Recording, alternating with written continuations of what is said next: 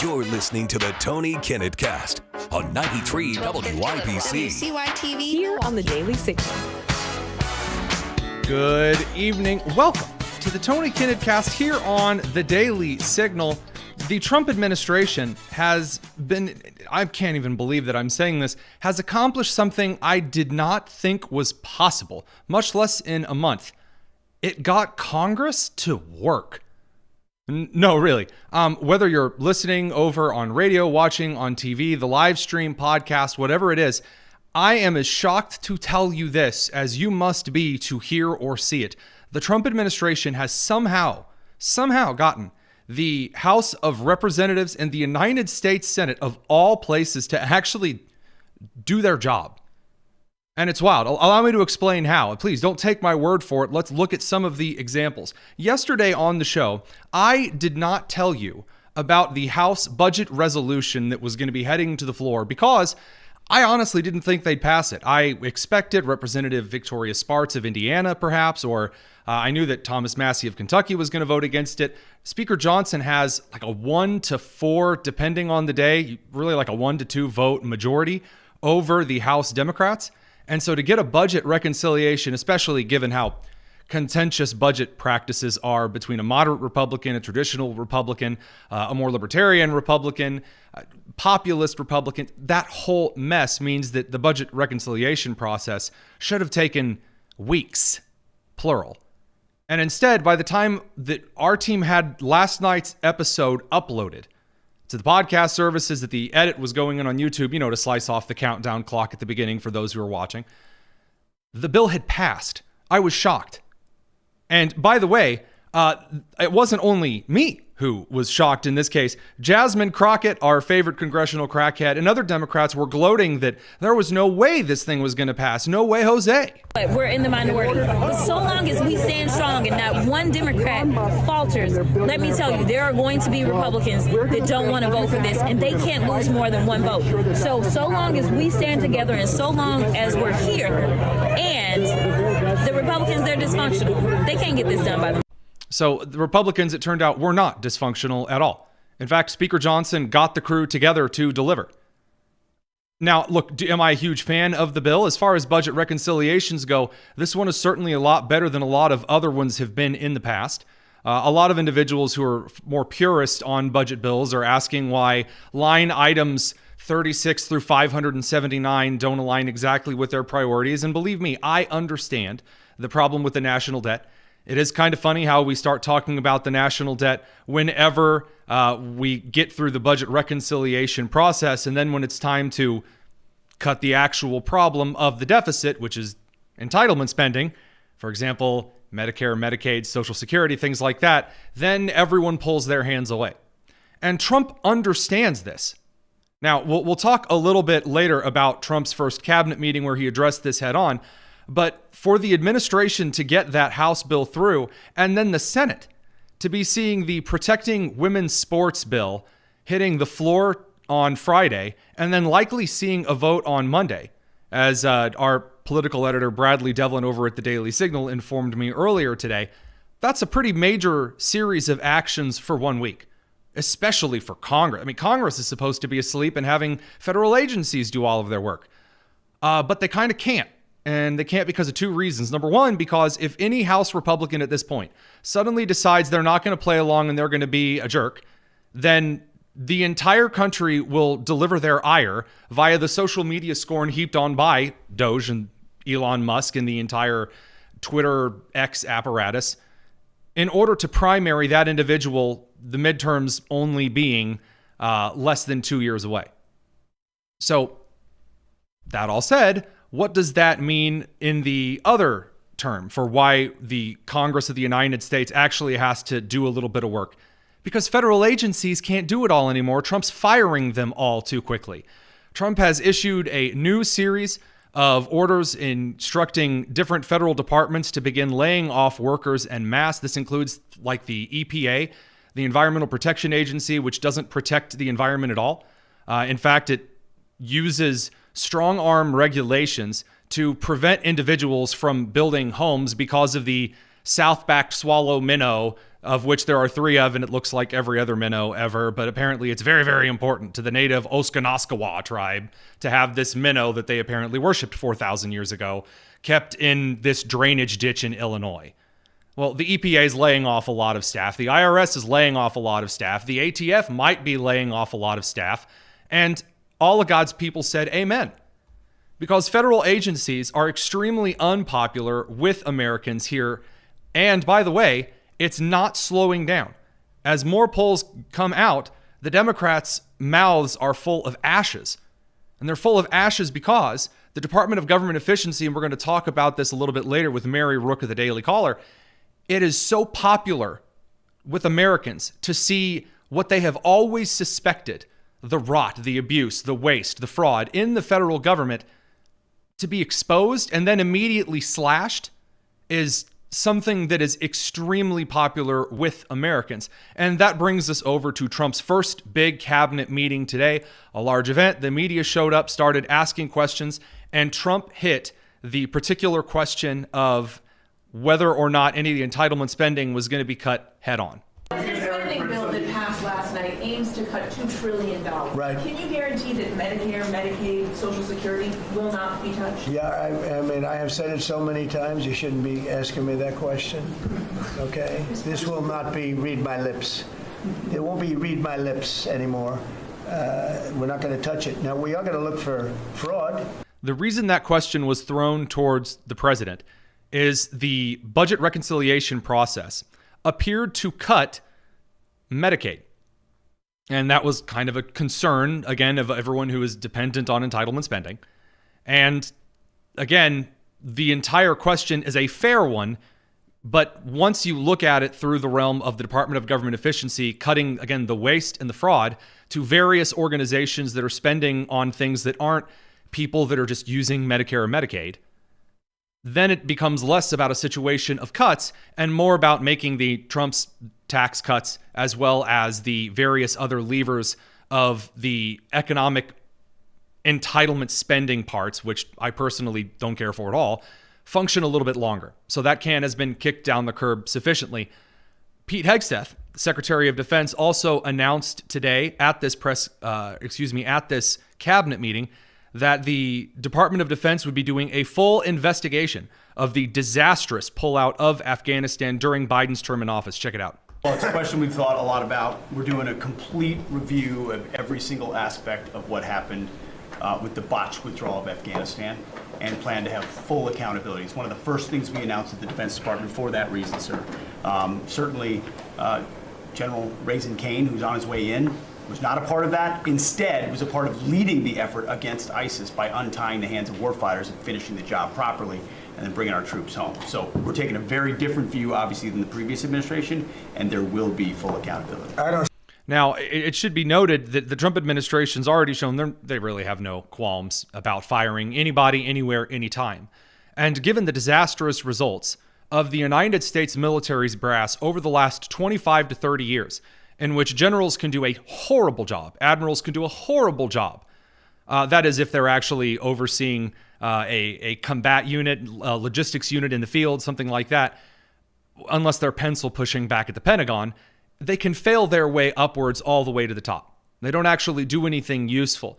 It appears that Pete Hegseth, as the Secretary of Defense, what he is bringing forward is an idea that if you do not accomplish the goals set forth by the United States military, by this administration, then you might be fired. You might be canned. And that's something that's, again, refreshing for a lot of Americans to see. There is this kind of momentum that is seeping downward from the Trump administration and the cabinet secretaries to the rest of government. And it doesn't slow down there. We'll talk in just a second about Harmeet Dillon, the pick for Assistant Attorney General for Civil Rights, in just a moment. Radio crew, we'll see you in a second. This is the Tony Kinnett cast here on The Daily Signal. Come on. All right, so the Senate confirmation hearings are still going on. And if the Republicans have really gotten their stuff together, and remember at the start of the Trump administration, we were told that Republicans were going to be flaking away left, right, and center in order to vote against Trump's particular picks for his nominations for cabinet positions. and that the House wasn't going to be able to pass a budget because of the majority that was so slim, and the Senate was going to be really divisive, and Thune wasn't going to be a good leader, and then Mike Johnson is a failure as a speaker, and it was going to be a huge mess, and it was going to make what Trump needed to come out of the gate and do stymied, difficult, and ineffective. And the opposite has turned out to be true. And so what we've seen in these Senate confirmation hearings is two things. Number one, the Senate confirmation appointees, the people who are up, the candidates to be confirmed by the Senate, have been extremely articulate, well prepared, and have largely surprised a lot of American people who had only heard negative things from the media about any of the individuals that were testifying before the Senate. The second thing that has occurred is Americans have witnessed on full display the Democrat senators lighting themselves on fire, running into the street, and screaming as loud as they can. And I've said this before, every single Democrat senator is like itching to get in front of the Senate confirmation hearing so they too can join the line of Senate Democrats who have ensured there is no bench for the 2028 elections on the Democrat side of the aisle. The latest example of this is the California senator who tried to go after Harmeet Dillon over election law, and she basically stabbed a stake through his heart and roasted him over an open fire. That's how brutal this was. Check it out. Oh, I got the wrong clip loaded. Let's find it here.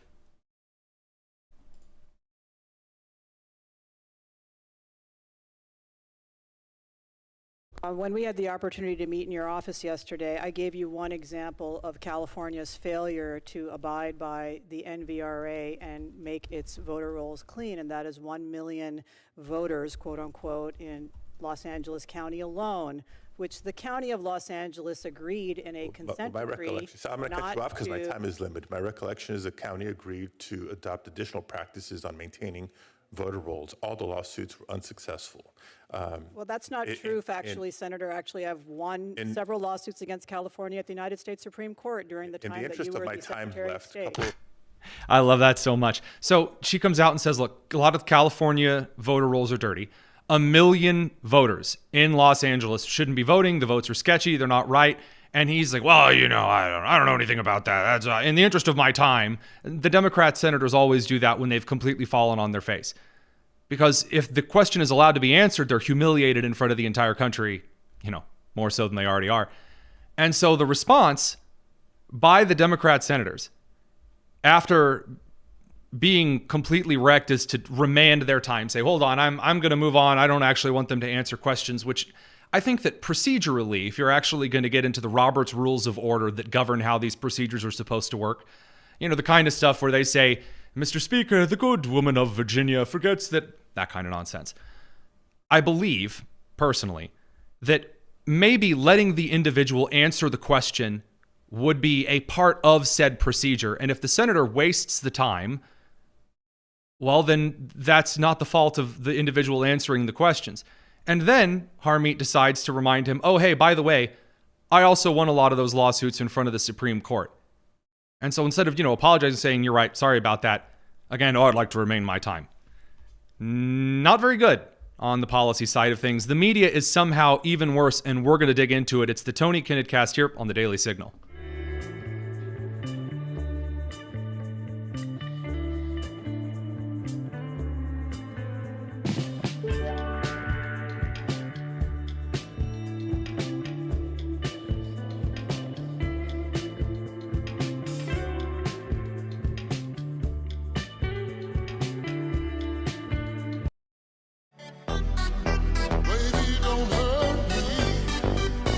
This is the Tony Kinnett Cast on 93 WIBC. Welcome back to the Tony Kinnett Cast here on the Daily Signal. The media is, I'm shocked to announce, even worse.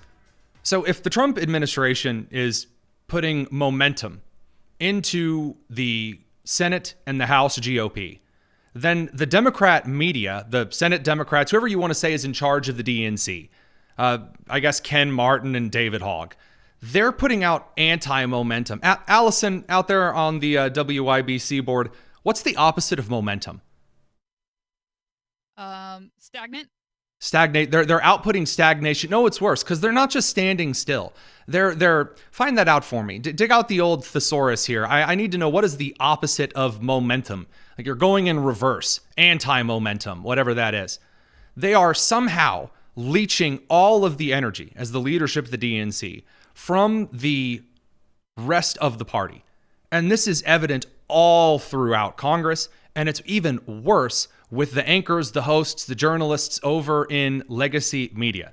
So one of the bigger controversies this week is that the White House Correspondents Association had made the White House Correspondents Association, which had decided who was allowed to be a part of certain press pools at the White House. For example, going to the Oval Office and having discussions, asking questions of the President of the United States, Air Force One. Certain smaller press pools were governed by the White House Correspondents Association, who used that power to revoke the rights, I should say, of certain individuals and certain outlets that were not on the far left.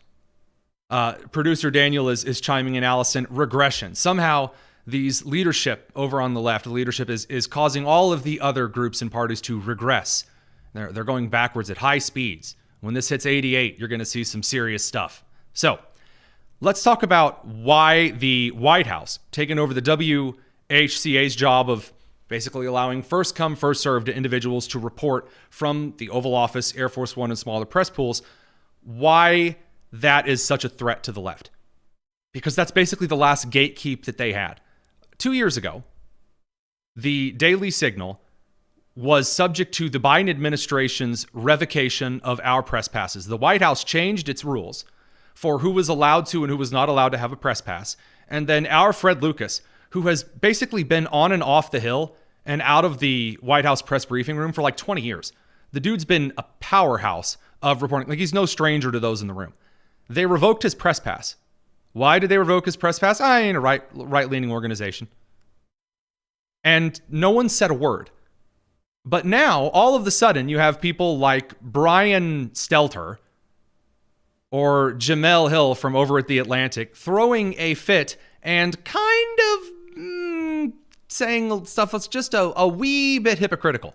So the White House here is trying to break that and trying to say it decides who can cover the president. It decides who can ask questions of the president. As you mentioned, the White House Correspondents Association response saying this tears at the independence of a free press in the United States. That is true. And ultimately, when press access suffers, when press freedom suffers, the public suffers. Maybe not right away, but down the line, we start to know less about the president. We start to know less about the administration, and ultimately everyone suffers.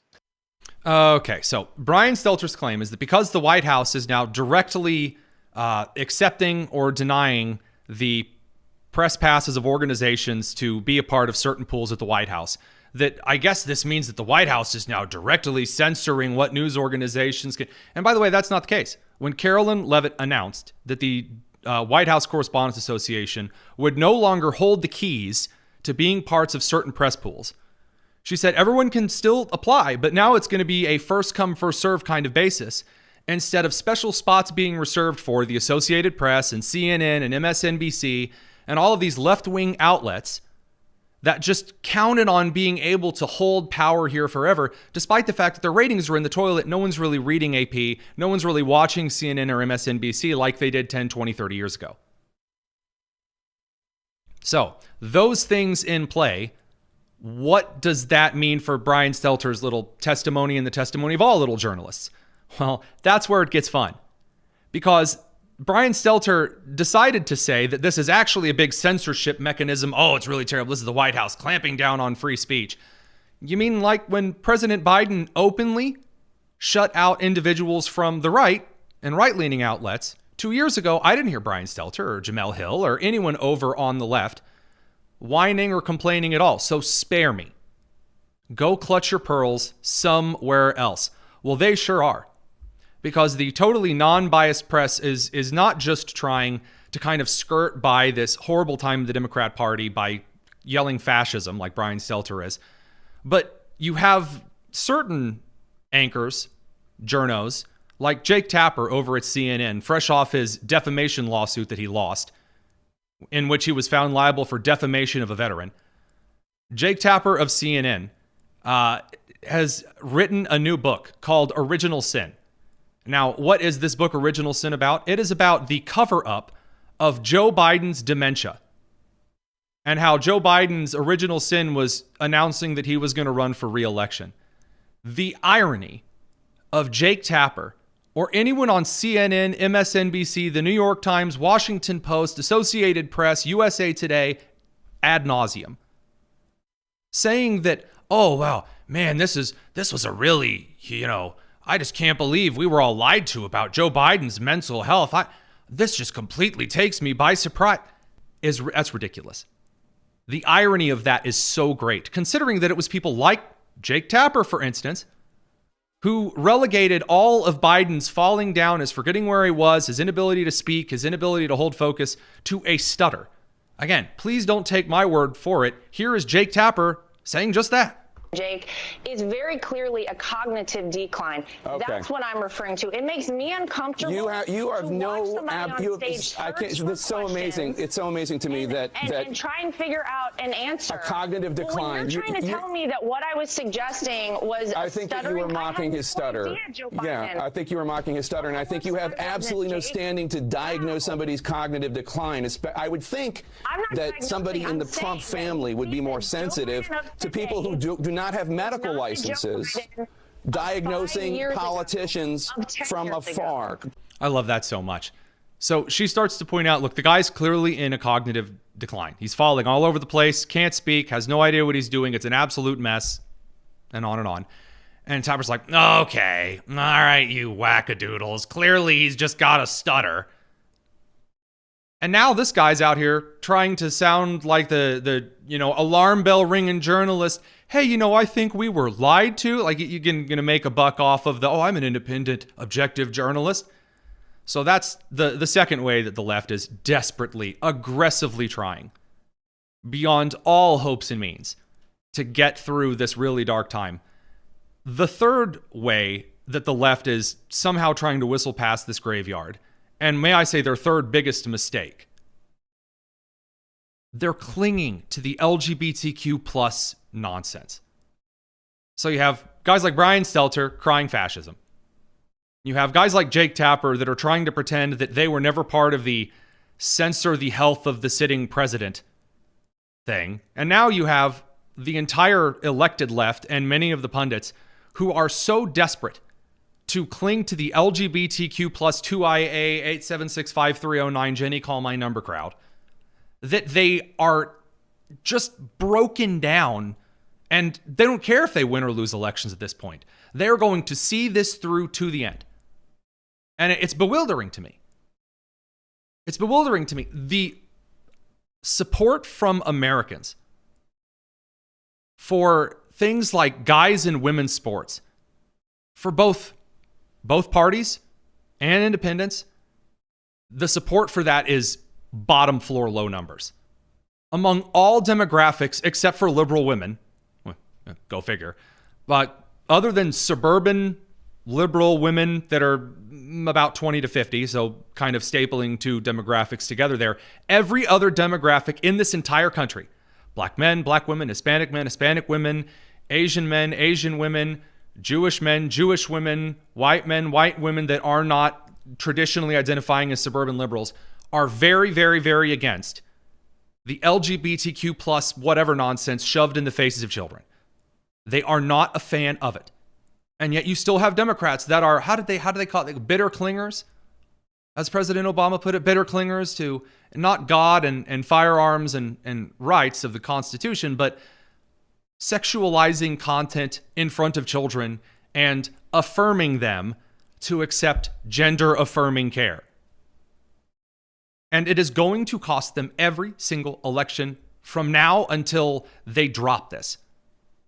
But still they persist. So Bill Maher actually hit Pod Save America's John Lovett with this.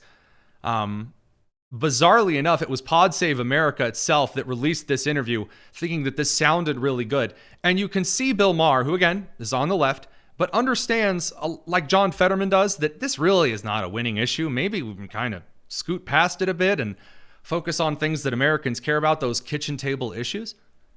And John Levitt here, again, the Obama speechwriting crew, he will not accept it.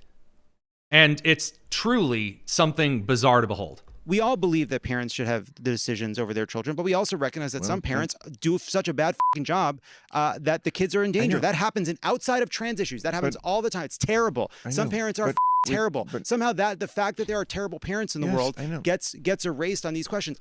Do I think that schools should, as a baseline, be keeping a secret from parents? Of fucking course not. No one thinks that. Well, no one thinks apparently that. That's not true. All right, so we're going to pause for a second because I want you to notice something here. So John's doing two things. First of all, he's getting mad, he's getting worked up because he knows deep down in his heart of hearts, this is a losing issue for the left. And so what he starts to say is that, well, we shouldn't be, the right says that we're trying to hide things from parents, but actually we're trying to hide things from parents because there are abusive parents. And then he kind of like lifts a point up and tries to make a commonality point and says, that's not just with trans stuff. There are horrible, abusive parents everywhere in all cases, trans or no trans. Now, that's a problem.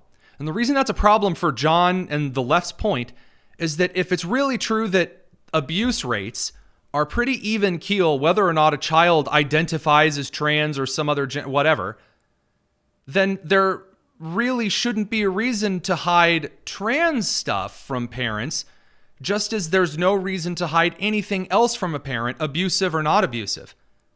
And he recognizes, you can see it on his face, he's like, oh, I just kind of undercut my own point. So now he's going to try tactic number 2. So Bill Maher cuts in and says, after John tries to flip away and says, well, nobody believes that we should be keeping things from parents. Nobody. Again, hear him say this and catch Maher's response. That schools should, as a baseline, be keeping a secret from parents? Of fucking course not. No one thinks that. No one thinks that. Apparently that's not true. So he says no one thinks that things should be kept from parents as like a standard, a baseline, meaning that there is a standard that in some cases you keep information from parents. He says no one believes that. So today, this is from Sarah Parshall Perry, our resident brilliant civil rights legal fellow over at the Mies Center over at Heritage.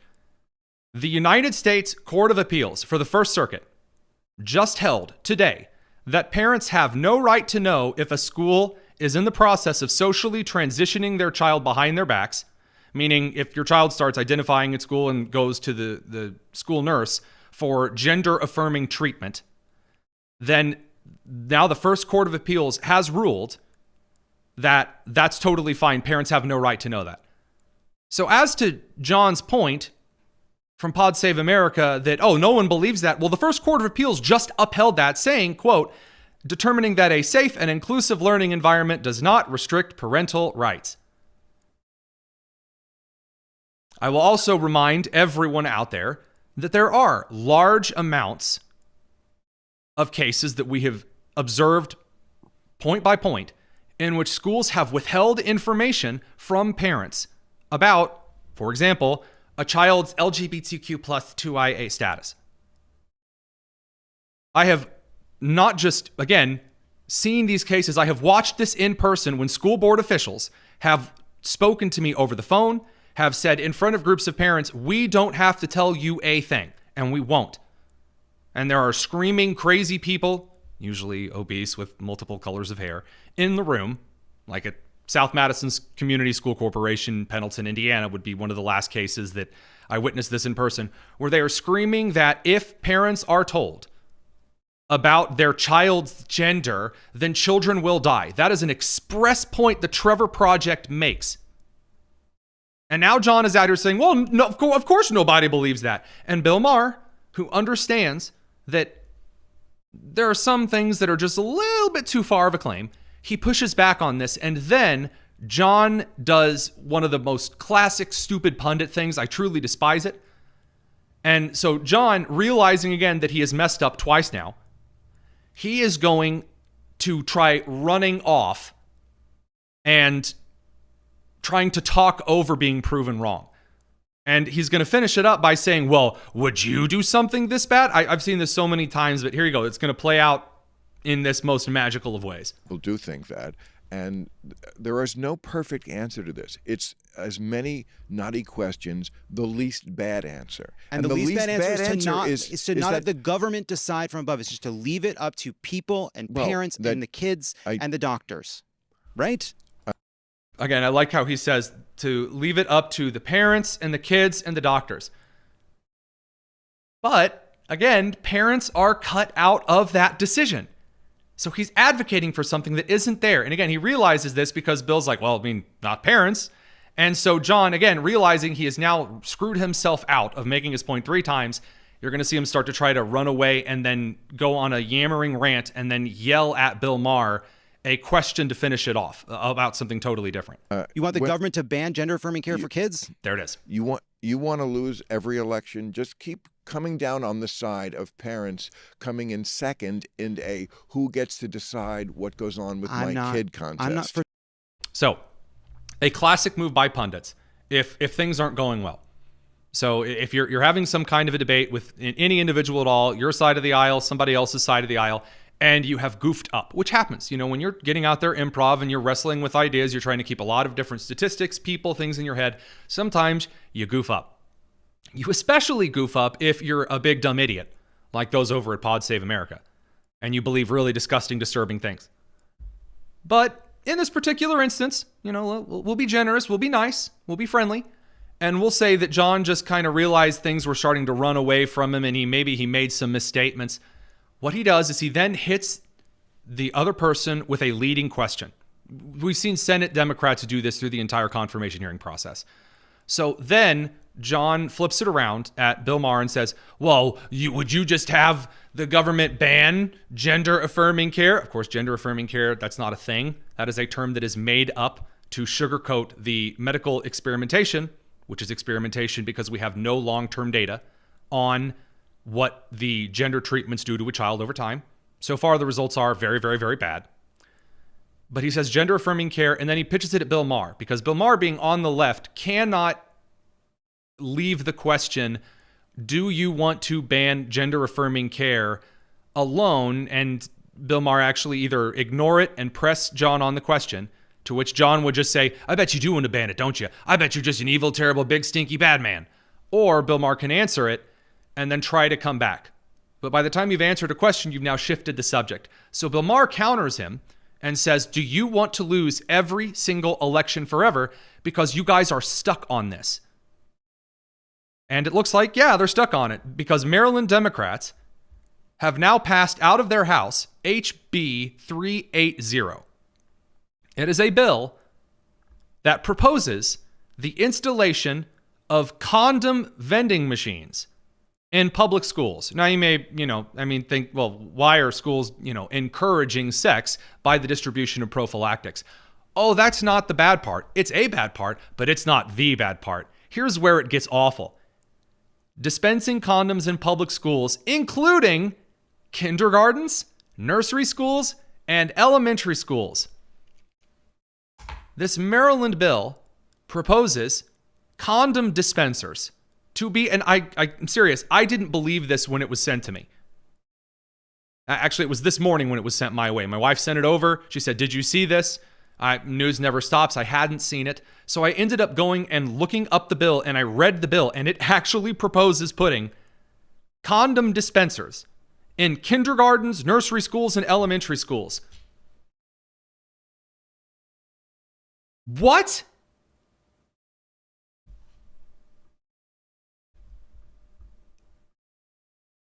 I don't know how the left can possibly recover when they are still at state legislatures. State legislatures are supposed to be fluid, as in state legislature Democrats and state legislature Republicans are really supposed to vote more with the general feel of the country, as in a state legislature can be more left-leaning or more right-leaning in both political parties, depending on the current culture climate. You would be more likely to see state legislatures change their mind before you see Congress, like the House of Representatives, and then even less of a chance of changing their mind over in the Senate. State legislatures are supposed to be kind of shifts in the breeze kind of a thing. For Democrats in Maryland to continually push. Again, Governor Wes Moore was supposed to be their super moderate hero, great Democrat candidate in the future. His state's doing the tampon Tim thing from Minnesota, and they're putting condom dispensers in the bathrooms in nursery schools, kindergartens, elementary schools. Dear sweet Lord, what a nightmare. So they are going to desperately cling to this, but no fear, guys, because the left has learned one lesson from the election. They've learned one lesson. Now, calling half the country evil and stupid, maybe learn that lesson, not a good idea. Calling Hispanic immigrants a bunch of crop pickers, they didn't learn that lesson. What lesson did they learn? They learned that podcasts are good. That's it. Not that maybe they shouldn't treat those in the independent media podcast space as, not leprous. No, they have just learned that podcasts are good in general. And so Governor Gavin Newsom of California, whose state just burned down, he has decided that what this country really needs right now, hold the phone, folks, what this country needs is Gavin Newsom to start a podcast. We need to change the conversation. And that's why I'm launching a new podcast. And this is going to be anything but the ordinary politician. I mean, LOL at Gavin Newsom saying this is going to be anything but the ordinary politician. You and I both know that ain't true. As a side note, maybe for the comment section, just a curious question here. Anyone think he sounds like a great value Matthew McConaughey? Anyone else out there think that he sounds like he's about to go ka-chow, or winning the Piston Cup? Oh, all right. Anyway, Gavin Newsom podcast. I'm going to be talking to people directly that I disagree with, as well as people I look up to. But more important than anything else, I'll be talking directly with you, the listener. No. Real conversations. What's going on with the cost of eggs? What are the impacts, real impacts to you around tariffs? What power does an executive order really have? And what's really going on inside of Doge? Look, there's an onslaught of information that we take in. So let's take it to the sources without the typical political mumbo jumbo. In the first few weeks, we're going to be sitting down with some of the biggest leaders and architects in the MAGA movement. This is Gavin Newsom. Ah, yes, finally. My prayers have been answered. That is what this country needed. I'm so excited. Wow, I sure can't wait for that to last half a season and then be thrown down because everyone wants to run into solid brick walls until they can no longer see or hear. Absolutely, absolutely amazing. By the way, as a millennial, as the last of the millennials, as a guy born in 95, the cutoff is 96, the very last of the millennials, I would like to say one thing. Watching people in Generation X awkwardly try to be younger is extremely transparent and it's awkward. Gavin Newsom fits this bill to the T. There are people in Generation X that are great. There are boomers, fantastic, that act their age. And they recognize they're not 25 anymore. That's okay not to be 25 anymore, but these guys on the left have this weird obsession. They go from being teenagers to being like old, decrepit people. But again, Rosa DeLaura over in the house, the lady whose clip accidentally popped up, we didn't have it quite set, the purple-haired Pixar glasses lady that looks like Edna Mode on ecstasy. I just gotta say that, it's okay to just be your own age. Gavin Newsom desperately trying to be young, it hurts.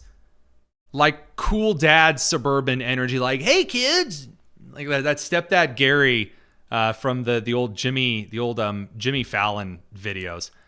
All right, up next we're going to be talking to Mary Rooke over at the Daily Caller because we have some updates on the Department of Government Efficiency. We're going to dig into some of the latest controversies on that. It's the Tony Kinnett cast here on the Daily Signal.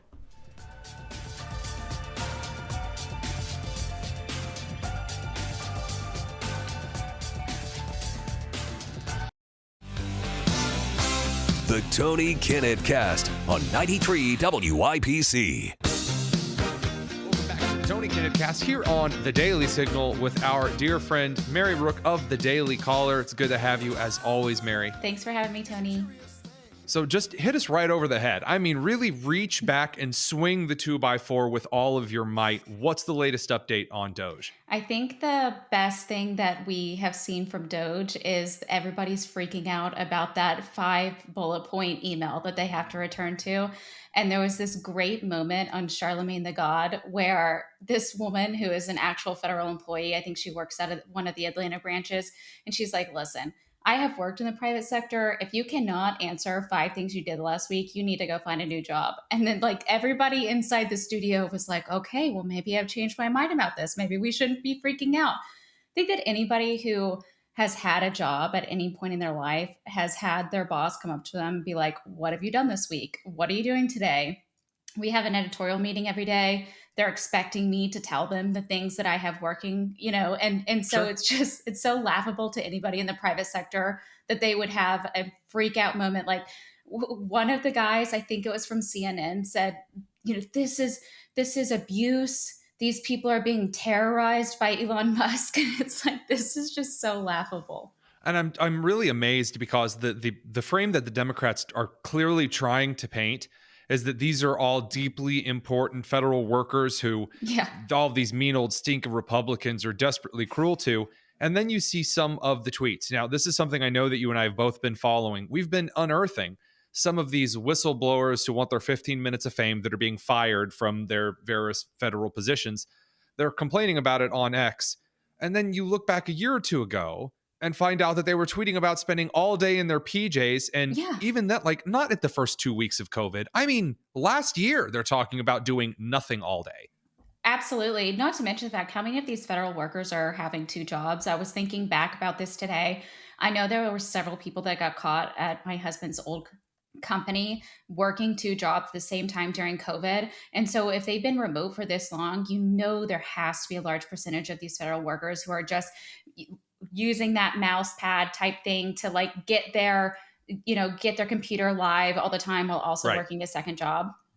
So let's talk about some of the fiscal stuff too. I keep hearing this back and forth. It's always on my feed. What has Doge actually done? What has Doge actually not done? What fraud, abuse, and waste did they found? What have they not found? I'm hearing a lot of noise. If you were to pick, the top few things that the Department of Government Efficiency has found, waste, fraud, and abuse-wise, where does your mind run to?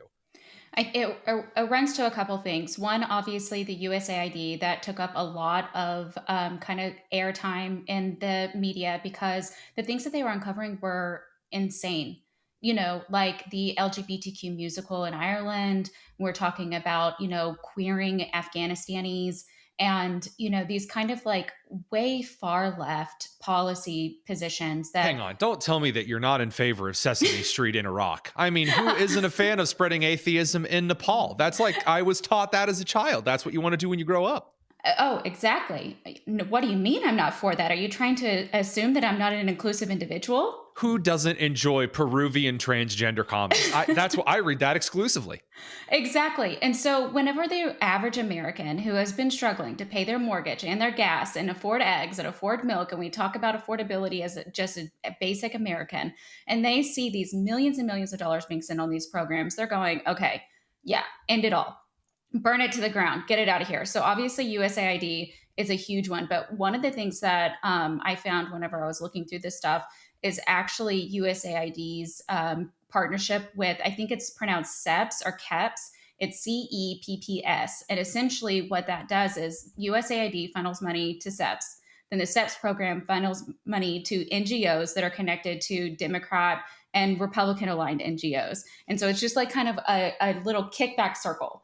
And essentially these NGO, they say that it's for democracy or like, shoring up democracy, but we all know what that means. It's likely going to campaign funds. It's likely going to like put in programs that ensure that there's ballot drop box places everywhere and like making sure our vote doesn't count.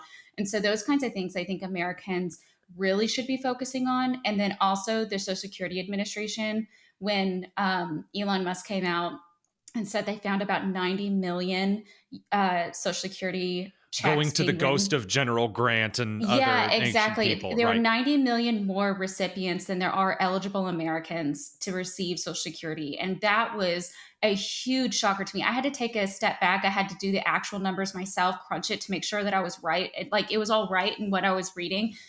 I think those are a big shock. And then one of the things underneath that is you have to ask yourself. Actually, I gotta pause you just a little bit there, because that underlying bit there at the end is something that is annoying to me as an analyst, as an investigative columnist, whatever you want to call me, because I see articles from like the Washington Post saying that in regard to the Indian voter turnout scam, that, oh, well, we found no evidence of this. So then the Social Security, you'll see an Axios article. It's like, well, we don't really see any evidence that this is going to mystery recipients. But when you do sit down and crunch the numbers yourself, you find that he being Elon Musk and the Department of Government Efficiency team, they're not lying. No, they're not. I know that we could keep listing things that the Doge has uncovered. As a crew over at the Daily Caller, crew over at the Daily Signal, many of our counterparts, whether they're in right or independent-leaning media, how do we start taking these particular things? And I don't know, do you think it's worth our time to continue to hold the left-leaning media accountable when they lie about things, or just ignore them? What's kind of the undercover strategy here regarding Doge for the right? No, I think that we hold them accountable. And I think that we're kind of seeing that shift. I don't know if you saw Jeff Bezos came out today and said that the Washington Post is going to change the way that they do the opinion column section, and that he's looking for a new head opinion editor in order to ensure that, private freedom, personal freedom is like a bedrock in what they do. And then he listed one other thing that he wanted to make sure was if anybody wrote articles that were kind of going against these issues, then they would have to be published somewhere else. And so I think that our role here is to continue to call out when they are wrong. They have, they're the people that told us that Joe Biden wasn't mentally deficient. They're the same people that told us that schools were hotbeds for COVID activity and we should close them. They're the same people that told us that we needed vaccines in order to go into restaurants. All of these things, were perpetuated by this really gross propaganda arm of the federal government. And we have to hold them accountable. I don't think that we should ever stop doing that. Now, I mean, what if, we only had 48 hours to reply with 5 bullet points of perhaps why the legacy media is wrong? I mean, that might be a little bit much, don't you think? Tony, I'm going to need an extension. I don't think that's enough time, 48 hours. I'm going to need an extension, and I'm also going to need you to write me 5 bullet points to explain what my bullet points need to say. Okay. We'll go ahead and file that over to the equity team so we can make sure that it doesn't dead name anything. All right, let's talk a little bit before we finish up here. I know that you're writing kind of a newsletter on conservative motherhood. And before you tell us about it, I think this is critical because I'm tired of seeing all of the fake trad wife stuff that is flowing around the interwebs, where some chick dresses up in a milkmaid dress and then runs around telling everyone how traditional that she is. And really, I mean, she's just doing the same modeling crap. Most of the time, they're not even married. Flavor. Most of the time, they don't even have children. So tell us about what it's actually like to be a conservative mother, what you're trying to do with this The Good Life newsletter. So essentially, it goes out once a week on Thursdays. You can sign up through it at the Daily Caller and get it directly into your inbox. And what I try and do is I try and take personal anecdotes from my life, my daily life as a mother, as a wife, as a female writer in this like kind of crazy political climate that we have. And I try and break it down in a way for whether you're single and you're looking to date for marriage, whether you are a first-time mother and, you haven't met these milestones yet. I have, all the way from 7 years old to a 13-year-old, and I have 4 children. So I try and break it down and say, okay, well, this is where my 7-year-old is at right now. And this is the issue that we're dealing with. And this is how my husband and I have dealt with it, and kind of go through that. And then also just marriage in itself, and like what a beautiful devotion this is for your life, and like how it can really center you and change the way that you view the world through understanding your husband. And it's funny, I have this friend who's a Navy SEAL, and he always messages me and says, Mary, you're like the big sister that I wish that I had, like, to send to all of my younger friends to be like, okay, listen, if you're looking for a wife, she needs to be saying these things so that you can understand your wife better. You can understand why she's struggling so hard to get X, Y, and Z done, but why she excels so well at these other things. And so I think that it, just try and talk about how politics meets culture and how you deal with that in your daily life, because as much as we want to get away from it, and I know that there's like this really strong movement in the trad community to be like, politics don't matter. What really matters is milking your cow every day. And it's like, no, politics affects you on a daily basis. It affects your child's education. It affects the way that you go to the doctor now. And so you need to understand it at your level. Well, not only do you need to understand it at your level, one of the biggest reasons we are in this mess is because the American body politic after the Cold War gave two flips of a wooden nickel about politics. They stopped caring because they didn't have to. We lived off the fruits of the victory of the Cold War, and everyone basically has ignored that for the last 27, 28 years. And since, I mean, of course, it obviously took a few years to wear off. That's why, the Bush into the Clinton election was really interesting. We'll talk about that another time. The cultural reawakening of America demands individuals linking politics and culture together because we do not have a shared value system anymore. And so newsletters from an actual conservative mom who is talking about linking these things together and about the shortcomings and about the successes, it's important because there are a lot of people just now getting into this stuff who don't know where to go, who don't know where to find footing. And at the same time, you have all these social media influencers who are giving them these empty platitudes like these fake model nonsense that you'd find in like a Tinder dating app profile quote line. And it is not at all how marriage functions. It's not how relationships function. It's not how parenthood functions. And that's why this stuff is foundational to actually getting America re-engaged. Yeah. And when they first approached me to start this newsletter, I was like, oh, I just want it to be about politics because that's what I do with my daily job. I, write political analysis. I have my column. And I remember my editor-in-chief at the time sitting me down and going, no, it has to be about the family. You have, like, the things that you talk about in our daily meeting, you have to tell the world these things because people need to hear it. And, I've kind of leaned into that. And I find it to be kind of cathartic to go through these and then talk to these women. I get these emails where it's like, I never really understood why I shouldn't be giving my 13-year-old a phone. It felt like one of those things that felt, so outside of culture and all these things. But the way that you explain it makes me understand like how important it is to keep them from this and safeguard their emotional maturity and all of these things. So it's been a really great kind of like learning moment for me to figure out what's working, what's not working, that kind of thing. And then I get to work out my own parenting issues while writing it. So it's great.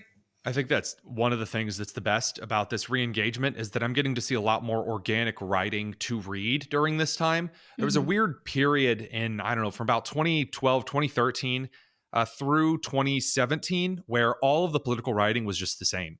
Every column was the same. All of the analysis was the same, and it was boring. And I wanted to smash my head into a plate glass window. And now it's not. Now it's varied and interesting. And some of the writing's good. Some of it's terrible. Some of it's a mix. Most of mine's terrible. That's why I read all of yours to learn from. So that's one of the things I'm really looking forward to. We'll link that down in the description below for sure. Okay, great. Thank you so much. Yeah, it's been great. It's been it's been a learning curve this week. I wrote about the tale of teenagers, and it comes out tomorrow. And so we talk about how you deal with a girl going through, her teenage years and how to deal with that. So it's been interesting. It's definitely a wild ride, but it's the best. Like I said, it's the best kind of a wild ride. And yes, and that's exactly it. I don't think that I'd ever feel as accomplished with anything else I do except for motherhood. Like motherhood is like my biggest accomplishment I've ever done. Don't say that too loud. They'll permanently ban you from the Grammys. Mary Rooke from The Daily Caller. Thanks so much for joining us as always. Thanks so much, Tony. We'll be back in just a second. Don't go anywhere. It's the Tony Kinnett Cast.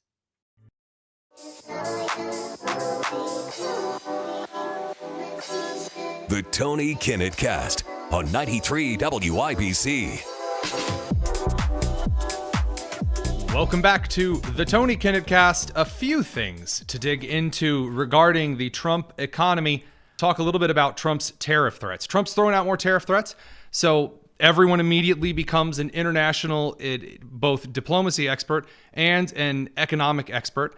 And while most boys, girls, and squirrels should know that tariffs are not a good long-term economic policy, Trump so far doesn't seem to be using them, although he is advertising them as long-term economic policy. So far, he's been using them as a diplomatic lever. So Trump has talked about the tariff threats on Mexico and Canada still being on, despite receiving concessions. Here's that from today.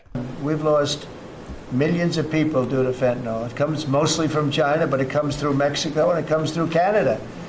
And I have to tell you that, on April 2nd, I was going to do it on April 1st, but I'm a little bit superstitious, so I made it April 2nd. The tariffs go on, not all of them, but a lot of them. And I think you're going to see something that's going to be amazing. We've been taken advantage of as a country for a long period of time. We've been tariffed, but we didn't tariff. Now, I did, when I was here, we took in $700 billion from China. $700 billion. Not one president in the history of our country took in 10 cents from China. At the same time, China respected us. Now, when COVID came in, that was a different deal. I used to call it the China virus. I guess I can call it the China virus again, but, it's an accurate term, but I won't do that out of respect to China. So Trump, again, throwing around the idea that he's really not a fan of what he believes Mexico and Canada to be too soft on fentanyl. And then that brought Trump over to a tariff threat to the European Union. The market did some very weird curly Q stuff with this. It went down, then went back up, then went down again. An interesting threat here from the President of the United States. Mr. President, have you just made a decision on what level you will seek on tariffs in the European Union? We have made a decision. We'll be announcing it very soon, and it'll be 25%, generally speaking, and that'll be on cars and all of the things. And European Union is a different case than Canada, different kind of case. They've really taken advantage of us in a different way. They don't accept our cars. They don't accept essentially our farm products. They use all sorts of reasons why not. And we accept everything of them, and we have about a $300 billion deficit with the European Union. Now, I love the countries of Europe. I guess I'm from there at some point a long time ago, right? But indirectly. So again, Trump just talking about the EU, talking about leveling some tariffs. Trump does not like the European Union. We talked about that a little bit yesterday with the individual from the Consumer Choice Center. And that brings us over to two kind of unsolved questions that are looming over the Trump administration. One of these is the pseudo-national security issue, the innovation issue behind what could be another dot-com bubble burst, but in this case, AI, and then inflation. So inflation is, again, continually something that is looming over the Trump administration because as prices continue to be up there, you have a limited number of levers that you can pull, buttons that you can press that reduce the impact of consumer prices continuing to go up. So what the Trump administration has before it are a couple of options, and the Trump administration appears to be pursuing those options, like reducing regulations on certain economic motives, industrial bases, looking at energy production again, working on getting the Keystone Pipeline back up and operational. Those kinds of things are in the direct Trump offer to do. The rest is going to have to be handled by Congress and by the Federal Reserve and changing interest rates. Whether or not Trump is able to get a good enough head on inflation is probably going to have a bigger impact on the midterms than he would like. But at the rate that Trump is moving, I'm not quite sure that the economy is going to have as big an impact on the midterms as those on the left would like it to. It's really just unclear at this point. And again, when it comes to a turnout election for midterms, lots of Republican turnout, or really just a lot of turnout in general, is likely going to favor Republicans in this particular midterm coming up. That brings us over to the AI kind of dot-com bubble burst. So the Nvidia Corporation was under a lot of scrutiny over the last couple of weeks, month, because China announced that they had this brand new DeepSeek AI that was using older Nvidia processing units, and it was doing all of this amazing work, and it was with way less money and way less space, and it was just kicking the crap out of the American AI market. And then we found out that was complete bullcrap. For a couple of minutes, it really hurt Nvidia's stock potential, which has skyrocketed in the last couple of years, mostly due in part to Nvidia really going all in on AI. Let's pull up the second chart here for those who are watching over on the live stream here. So as you can see, Nvidia over about 3 years ago was making most of its money on basically gaming purchases. And the revenue that Nvidia was making both through royalties and development over on the game side of things, like participating in development of game engines and assisting in making certain processes run smoother, not just from the graphics processing side, but also from how CPUs render on different threads. This was what NVIDIA's focus was. And then the data center revenue started rolling in. And NVIDIA realized that its learning models and then its data organization and recovery models, which is really what AI is mostly about. AI is a little bit about trying to mimic a person, to mimic certain things that people produce, but it's mostly about being able to scour large amounts of data in a short amount of time and being able to recover any piece of data, rationalize that that is the right piece of data that's being looked for, and then produce it for the client. It has, as I've always said, enough power to revolutionize the business industry and the technology industries in a way that Microsoft Office and softwares like it revolutionized corporate America in the 90s. And we're reaching a point where we were going to ask a question. Are enough people using AI to justify the amount of market share that it is currently taking up, the amount of development that is going into it, the government contracts that are being served up? Is it enough? Is there enough need for AI? Is it good enough? Or is, again, dot-com bubble burst all going to fall apart because it's overvalued?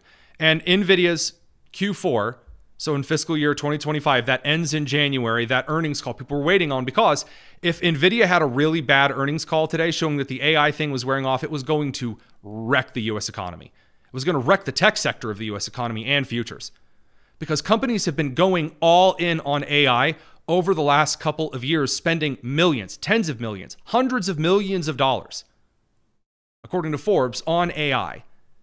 And if companies get to the end of that and find out that it was a waste of money and it's just a cost that was thrown in that they're never going to see again, it would have caused a serious issue for the U.S. economy moving forward. But the earnings report came out today, and what we found was that NVIDIA had made a net profit of $22.1 billion at the end of Q4 for the fiscal year 2025. And if you look at the data center stuff going forward, that, yeah, sure, there's a pretty hefty cost of revenue and the operating expenses.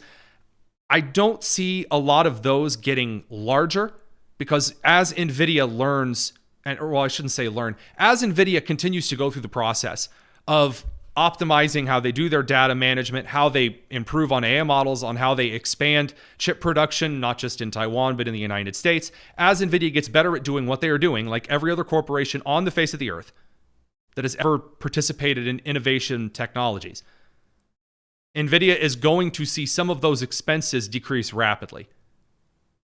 And if AI is truly able to do some of the things that the industry leaders are trying to get it to do, direct human interfacing, basically functioning as a secretary where it can call and make appointments for you, not just through automated systems, but by actually talking to a person, scheduling things, asking questions that you might have, over analyzing data, being able to produce things that individuals in kind of the arts field might have produced that we're starting to overcharge for because of the amount of training that was needed to produce things in the arts, like music, like video, like photo. Now we seem to be on the other side of that. If there really is that great of a need for AI, and it can be proven to be an effective tool in the economy, then that may be a small piece of the Trump administration's saving grace if the inflation breaking policies, like raising interest rates, aren't what Trump gets around to moving towards until maybe they're a little late in doing so. Believe it or not, if the dot-com bubble burst 2.0 of AI doesn't happen, and the Trump administration does eventually get around to rectifying kind of long-term, not maybe deflationary policy, but reducing inflation to a to a much lower number, which would obviously help the consumer price index, well, then you could see an innovation-based high-tech US economy start to be the dominant force in driving GDP, which is huge. Because the United States has been dependent on kind of the manufacturing economy and the service economies since a lot of the industrial base left in the 90s and the aughts. Now, you would think that the left, like the right, would recognize the importance of an innovation-based economy. Well, you would. You would think that the right and the left would recognize that individuals like Elon Musk, who, again, if you don't like him, you do like him, doesn't matter. The dude is a genius. He just is. Scoreboard. That maybe you would treat an individual working closely with the U.S. government, you would prod him in the direction of focusing on innovation rather than just on politics on the day-to-day. That, if I was to plot out a strategy for the left regarding Elon Musk, it would be to suggest that Elon Musk dives both hands into innovation instead of just efficiency. But the left isn't doing that. What is the left doing instead? Well, here's Representative Marcy Kaptur from Ohio's 10th, that's around Dayton, making just the dumbest argument she can think of. Mr. Musk has just been here 22 years, and he's a citizen of 3 countries. I always ask myself the question, with the damage he's doing here, when push comes to shove, which country is he loyalty to? South Africa? Canada? Or the United States? And he's only been a citizen, I'll say again, 22 years. When did the Democrats become natalists all of a sudden? Do you remember the outrage over the Barack Obama birther situation? You do remember that how Democrats have tried to make being a citizen of the United States a non-issue at all. Oh, they're just undocumented. Elon Musk's only been a citizen for 22 years. How many years are you supposed to be? He does not hold office. He is serving at the pleasure of the president, not issuing orders to individuals in the government. He is making suggestions to the office of the president based on the auditing of data, because several of the auditing professional agencies of the government have repeatedly failed at their job consistently over the last 3 decades. McKinsey being one of the major offenders in that particular category. And the Democrats are going to go in with Elon as a foreigner. Okay, shoot yourselves in the foot there, Fife. You go right ahead and do that. By the way, people like Abby Phillips over on CNN, she can't figure this out either. Has no idea, suggesting that Elon Musk, who was given a defense contract under the Biden administration, remember the whole armored Teslas thing? That was under the Biden administration.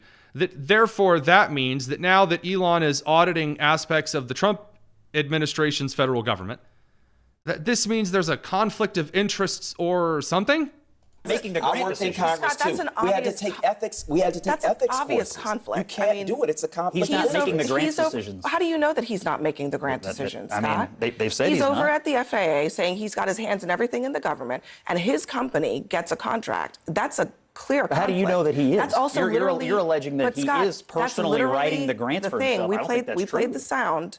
Donald Trump was asked by Caitlin Collins about that exact scenario. He said it wouldn't happen, and it's happening. You're alleging that you two are alleging that he is in a government office personally writing grants to himself. I think that is a major allegation. If you're prepared to make it, Scott, go ahead, but I think you're out of it. Sochi, just a second, because Scott, we're first of all, the kind of wild. If you're making that allegation, it's almost like a threat. I don't think that that's warranted in this situation.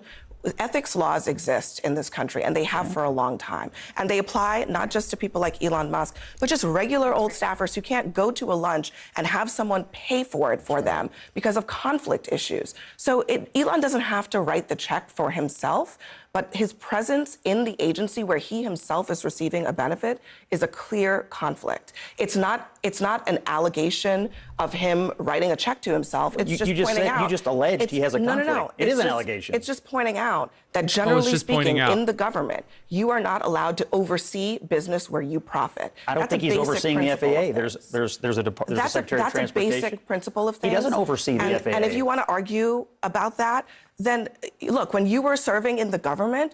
I love that so much. I do. So again, the idea that Elon is functioning as an independent auditor serving at the pleasure of the president, as a citizen of the United States, looking through things in a way that other companies have failed to do and other agencies have failed to do. Because when you look at how the federal government is spending its money, it is clear that it is wasteful. It is clear. It doesn't take any kind of wild out there political theory to suggest that prices are consistently going up. Inflation is high. Maybe we should take a look at how the federal government is spending its money, is spending my money. Why the federal government decides all of a sudden that the money's not enough and it has to print more. Those are problems that America has. And again, the idea, oh, Elon's, well, he's got conflict of interest at heart. He's clearly writing the grants. The straws that individuals are consistently grasping at, or the other stupid argument, oh no, there are college undergraduates that have access to sensitive data. Honey, no one's looking at your tax numbers. Nobody's looking at it. I know that you think that what the Doge team is doing is scrolling through the tax numbers of individuals. I mean, well, I guess, Little John, who was arrested and is serving 5 years in federal prison because he leaked tax records over to ProPublica and the New York Times, but that's a guy over on the left. So far, as it appears, the government contracts are being scrutinized, not your tax documents. But of course, that would actually require, reading the data that the department is putting out. And again, instead of trying the same tired leftist strategies that are going to get you crushed come midterms. Has the left learned that lesson? No. The only lesson they've learned so far is Gavin Newsom should start a podcast. So again, a good old slow clap for those on the left having no idea whatsoever what they're doing. That's it. We'll be back tomorrow with a little bit more. This is the Tony Kinnett Cast here on the Daily Signal, nationally syndicated and first on 93 WIBC. Take care.